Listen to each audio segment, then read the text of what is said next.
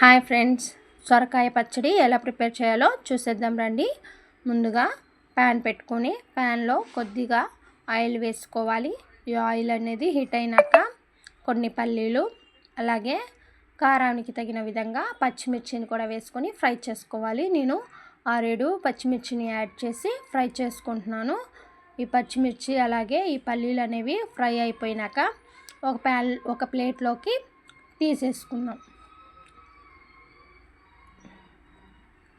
ఇదే ప్యాన్లోకి మరి కొద్దిగా ఆయిల్ అనేది వేసుకోవాలి. ఈ ఆయిల్ హీట్ అయినాక మనం ముందుగా పేలు తీసి సన్నగా కట్ చేసి పెట్టుకున్న సొరకాయ ముక్కలను కూడా వేసుకోవాలి. ఇందులోనే ఒక చిన్న సైజు టమాటోని ముక్కలుగా కట్ చేసి వేసుకొని బాగా కలుపుకొని మూత పెట్టి ఉడికించుకోవాలి. ఈ సొరకాయ టమాటో అనేది బాగా మెత్తగా ఉడికేలాగా మనం ఉడికించుకొని ఇవి మెత్తబడినాక ఇందులో 5 వెల్లుల్లి రెమ్మలు అలాగే చింతపండు అనేది వేసుకోవాలి. వేసుకొని స్టవ్ ఆఫ్ చేసి ఈ మిశ్రమాన్ని చల్లారనిద్దాం.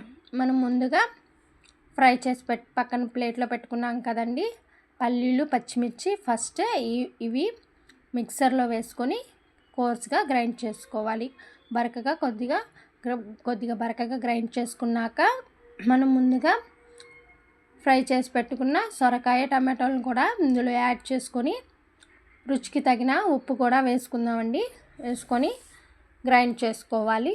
ఇలా గ్రైండ్ చేసుకున్న పచ్చడిని మనం పోపు పెట్టేసుకోవాలి. ఇదే ప్యాన్లోకి కొద్దిగా ఆయిల్ వేసుకొని ఈ ఆయిల్ అనేది హీట్ అయినాక పచ్చిపప్పు, సాయపప్పు, ఆవాలు, జీలకర్ర కొద్దిగా వేసుకొని ఇవి చిటపటలాడినాక 2 ఎండుమిర్చి కూడా వేసుకోవాలి.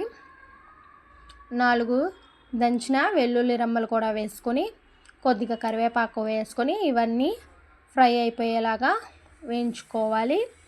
ఇవన్నీ ఫ్రై అయిపోయినాక మనం ముందుగా గ్రైండ్ చేసి పెట్టుకున్న ఈ పచ్చడిని ఇందులో వేసుకొని బాగా కలుపుకోవాలి. అంతే ఫ్రెండ్స్, ఎంతో టేస్టీ సొరకాయ పచ్చడి అనేది రెడీ అయిపోయింది. ఈ సొరకాయ పచ్చడిని దోశల్లోకి కానీ చాలా టేస్టీగా ఉంటాయండి, చపాతీలోకి కానీ.